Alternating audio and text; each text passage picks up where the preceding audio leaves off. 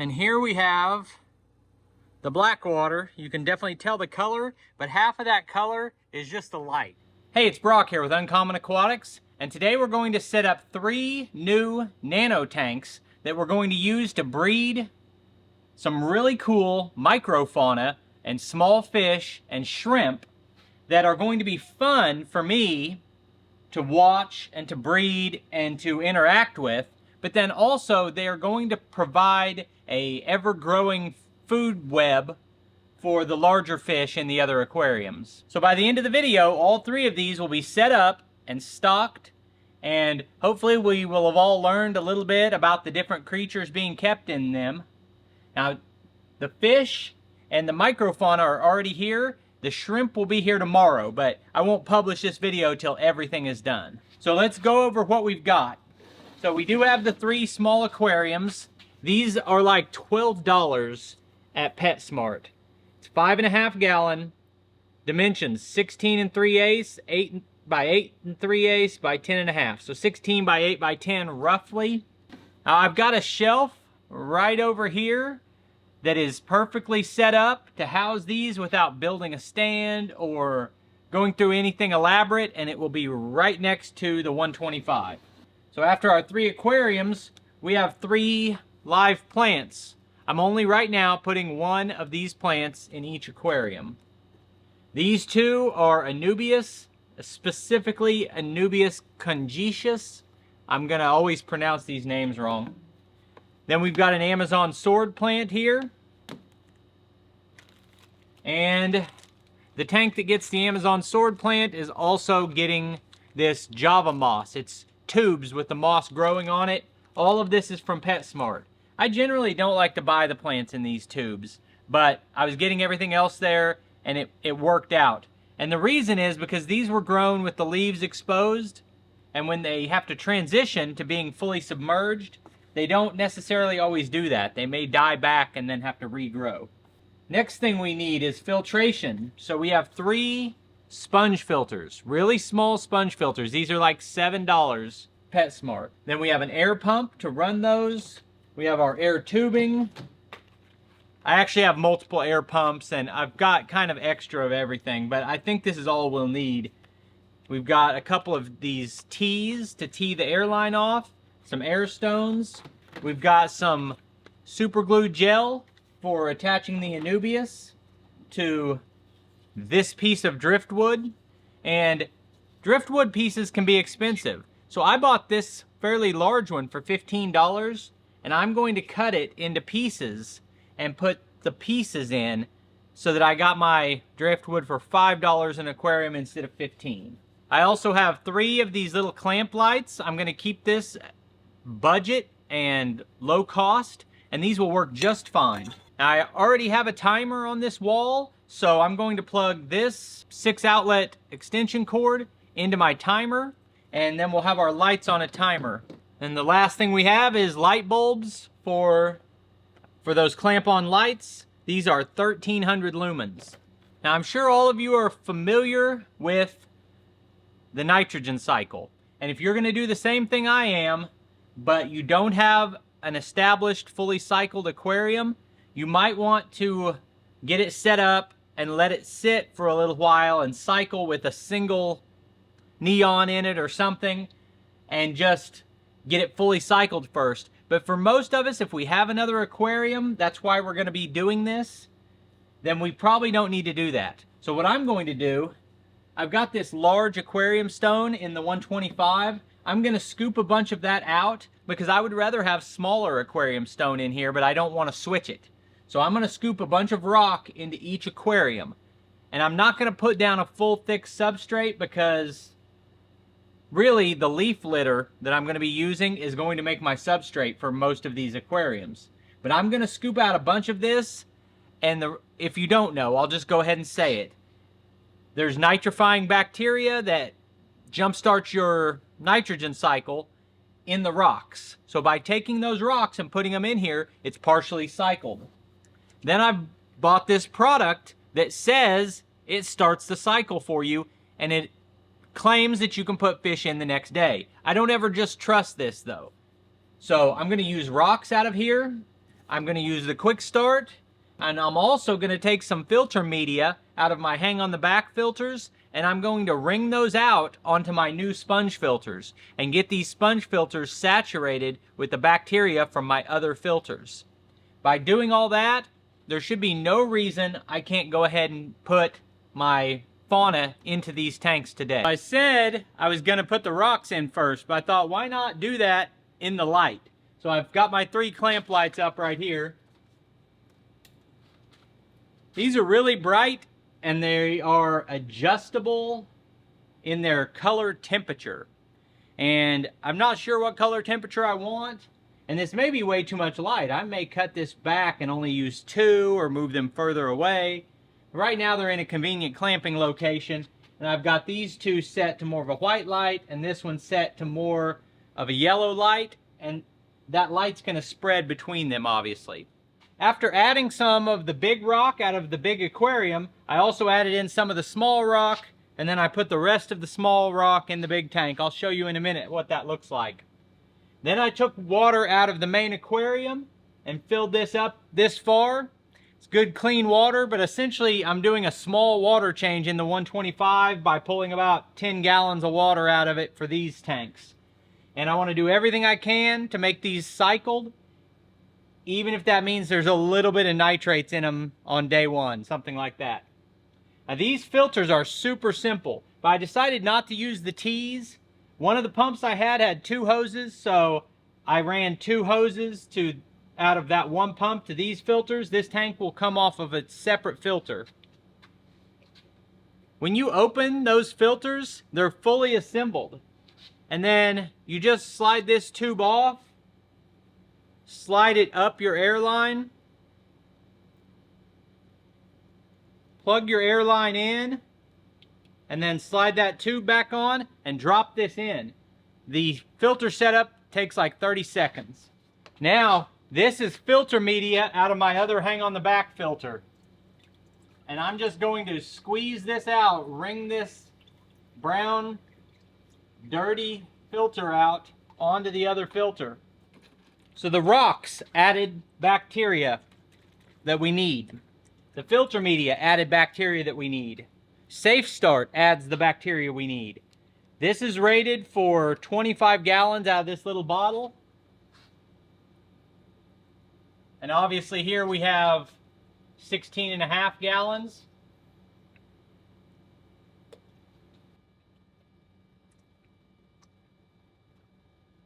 So if anything, we slightly over-treated with that bacteria, and then we've got all this other bacteria. Now one thing to keep in mind, if I wasn't adding any fish to this till next week, then that bacteria doesn't just stay in there indefinitely. It will die off if you don't feed it.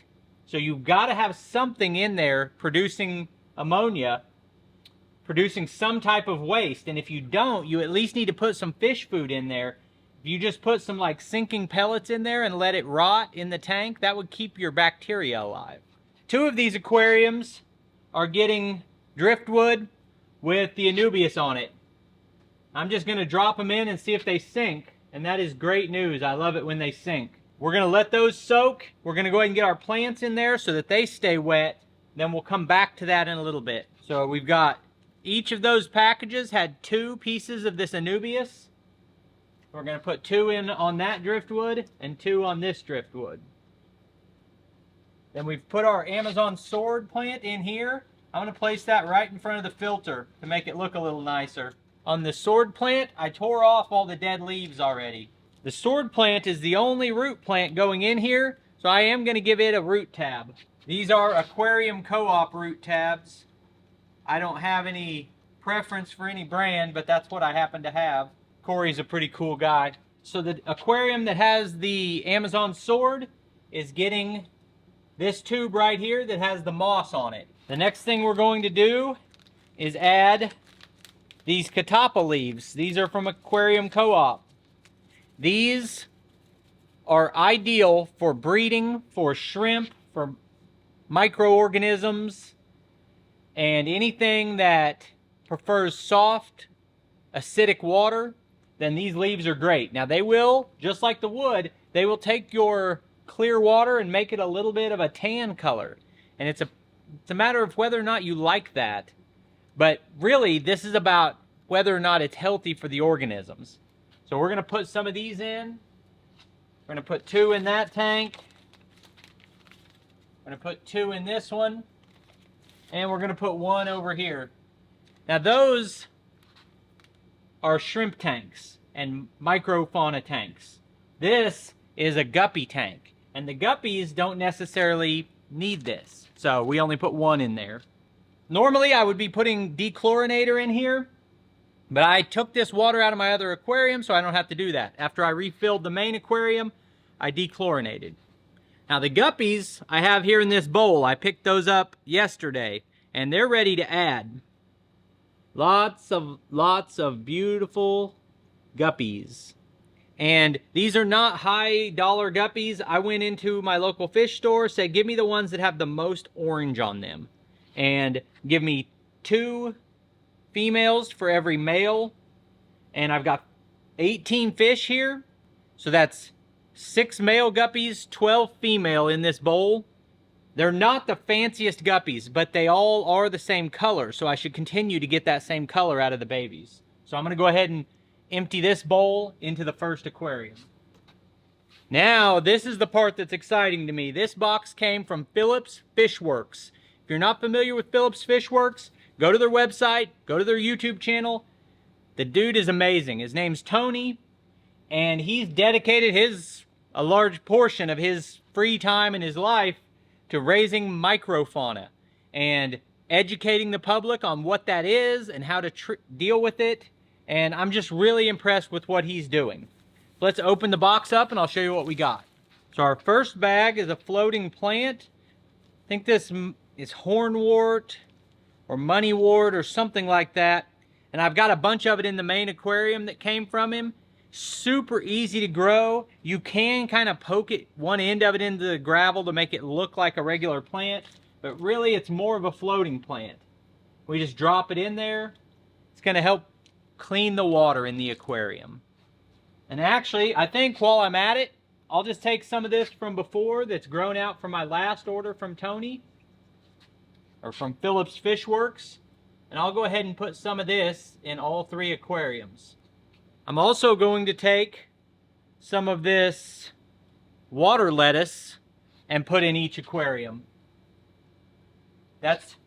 These floating plants are just great. They're going to help with the fact I've got too much light. They're going to give a little bit of shade. They're going to spread like crazy, and then I'll have more of them to put back in here or in my pond or whatever. And they're going to absorb nutrients. They're going to clean the tank.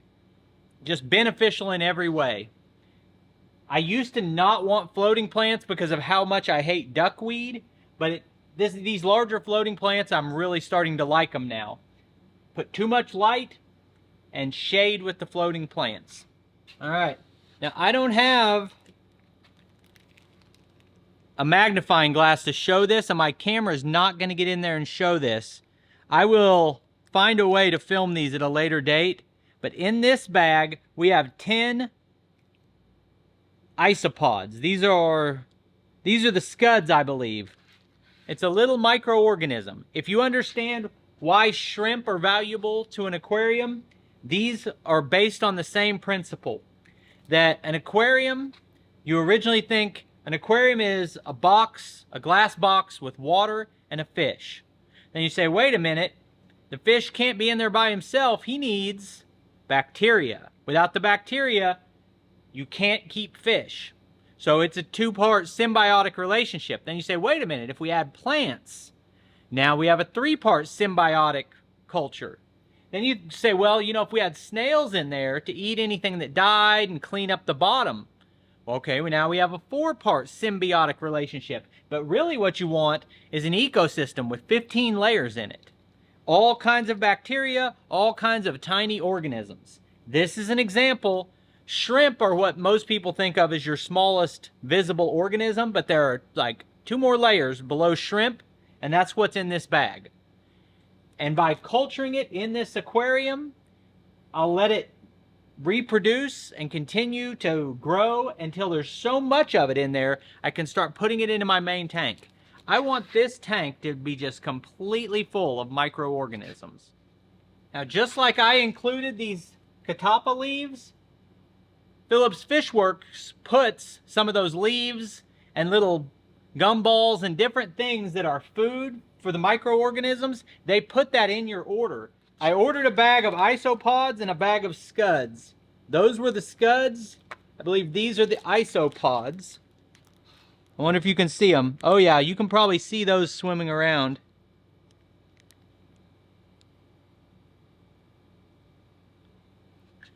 These will form a symbiotic relationship with the scuds, the isopods, the shrimp, and eventually fish. This next one I think may be the original product that Phillips Fishworks offered. It's called a bag of bugs.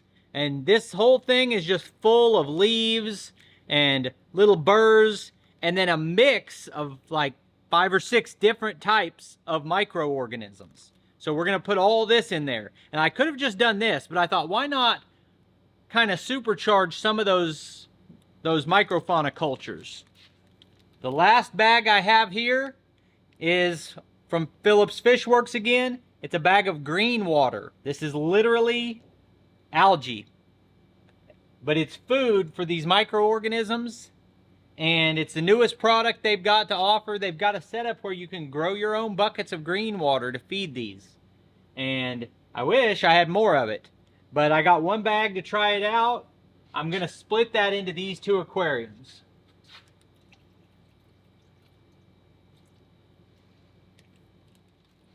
Now my order of shrimp is supposed to be here tomorrow for this aquarium. Now I'm going to go ahead and put just a little bit of food in there to feed these microorganisms, feed the fish, feed the bacteria. So I'm going to let all of this get settled in, then we'll add the shrimp in. So actually a lot's happened since I left off a few seconds ago. The shrimp for this tank were supposed to be delivered on Friday, and they didn't show up until Saturday. Well, I was out of town Saturday and Sunday, and it's now Monday evening. So I had my son put the shrimp in here. I'll catch you up to speed on everything that came with the shrimp breeder kit. You can just buy shrimp and they will breed, but I kind of took it one little step further, paid a little bit extra to get some other things that go in the tank to help me be successful. First thing I want to do though, we'll check in here, and I'll get close-ups on all of the fish and everything that's in here, but all of these guppies are doing great. And I was thinking about after I left off, that if you were assuming this was going to be a breeding colony for 18 guppies and all of their babies, that's probably not big enough. I'll probably add one more 5.5 gallon for the guppies. We'll just see how that goes over time. Also, the guppies could live in here with some of these other 2 tanks over time. But before any of that, I want to go ahead and get my Anubias glued on to my driftwood. Then we'll finish up on the shrimp and we'll have this thing wrapped up. So now we've got some super glue gel. This is a Loctite brand. In my experience, the brand doesn't matter. You just want to make sure that the active ingredient is cyanoacrylate, or I don't know, I'll say it wrong. Cyanoacrylate, I don't know. But all of the gel super glues, not regular super glue, but super glue gel, all the different brands use that same active ingredient.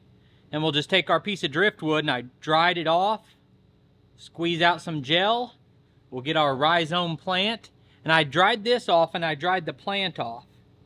And then we're just going to press the rhizome into that super glue and hold it for about 30 seconds. I think it says 10 seconds, but I do a little extra just to make sure it sticks.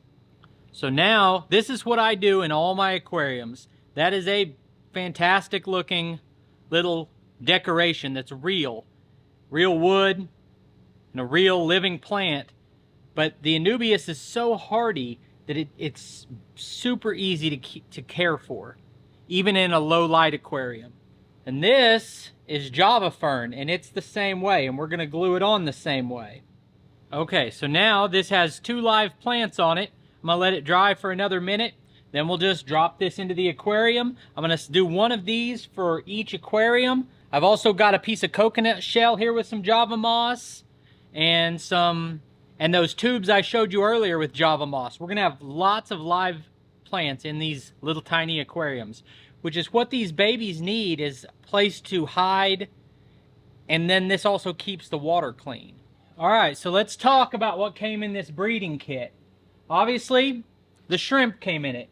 There are 10 cherry shrimp in this aquarium. I'll try to get you some close-ups on. We also got this piece of chala wood, I believe is what it's called. It's full of holes. It's something that they can crawl in and out of. Even the type of thing that the babies can hide from the parents in. Then we got this right here. It's some kind of like a pine cone type of thing. I'm not sure exactly. Looks like it's got a snail living in it. But all of these types of things are meant to break down in the water and be food for the baby shrimp and soften the water, make it an ideal habitat. Then we've got some Java moss here. We're just gonna throw that in, let it sink. It can just float in the water. It's kind of like our bag of bugs. This is full of little pine cones that you put in there. Now I've kind of gone an overkill, but the idea, anyone who really focuses on these talks about you need leaf litter, you need debris. They call it like rubble tanks, a whole bunch of rubble at the bottom that they can live in.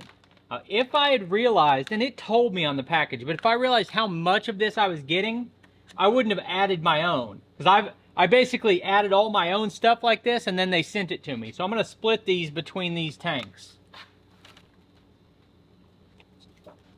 The shrimp breeding kit came with catappa leaves. I do not need more catappa leaves. I've already put a bunch in here. Also in the shrimp breeding kit, we got this little tiny net, very fine mesh, ideal for baby shrimp. And we also got 3 packs of food, premium shrimp food. Feed as much as shrimp can consume in 4 to 6 hours, remove excess food. This is called Snowflake Party. This is called Protein Party. This is called Shrimpy Party. And these are all just different little shrimp foods. So I'm topping the water off on these, fill them up to the rim now. If you're watching this and thinking, man, he sure crammed a lot of stuff in there. You don't need that much stuff, but you do need something for those little animals to live in. They don't want to be on a glass bottom. They want places to burrow and hide, especially if you're mixing them with fish. And they just love all of this leaf litter. So here you can see the guppy tank. All the guppies are clustered around a little piece of shrimp food. They seem to just love whatever is in that shrimp food. Now if you look, I went to 2 different stores to get these, and I said I want every bit of the bright orange that I can get. All the males, all the females, search for as much orange as you have. And I'm going to partially be using these fish, the fry, to feed to the bigger fish, but I also want to enjoy the guppies on their own as pets, and then as they breed, I want to try to selectively just continue getting as much orange and as much longfin as I can.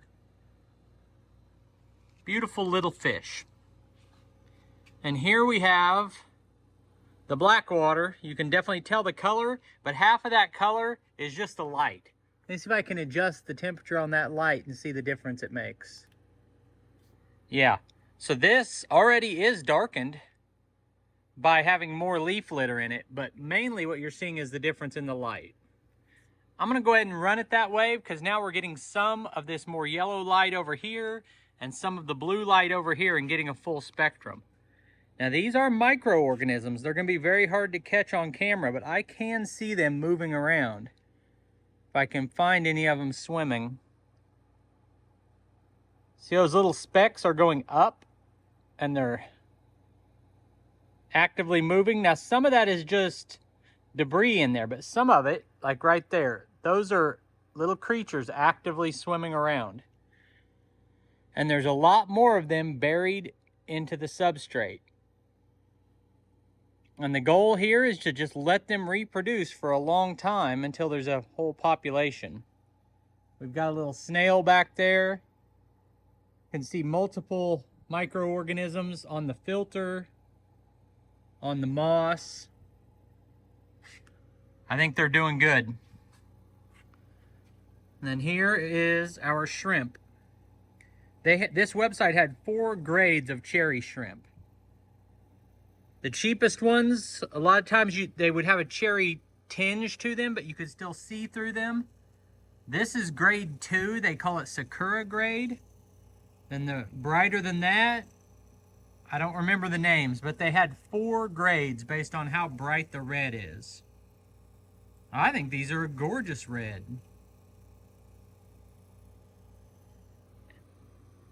Now in my mind, we've set up ideal living quarters for these, other than every creature would like to have the same setup in a bigger aquarium, but within reason, I think we've set up really nice housing for these beautiful creatures to enjoy them as pets, even the microfauna, to enjoy as pets.